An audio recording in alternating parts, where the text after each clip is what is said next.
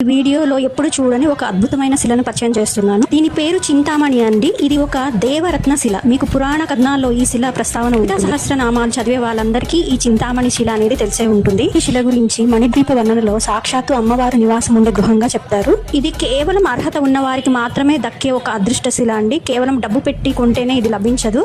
అసలు దీన్ని తెలుసుకోవాలన్న అదృష్టం ఉండాలి. ఈ రత్నశిల స్పర్శ దర్శనం అందరికీ లభించదు.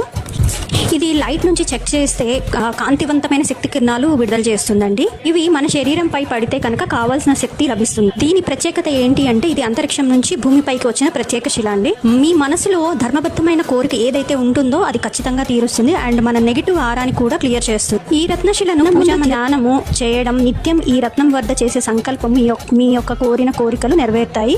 ఈ రత్నం పెట్టిన ఆవరణలో ఉన్న కాంతి ఈ శిల గుండా ప్రయాణమై కాస్మిక్ ఎనర్జీని జాగృతం చేస్తుంది. శిల ముందు ప్రార్థన చేసి శివాజీ మహారాజు ప్రతి యుద్ధానికి వెళ్లే ముందు ఆయనకి ఎటువంటి డౌట్ ఉన్నా ఈ చింతామణి శిల ముందు ప్రార్థన చేసి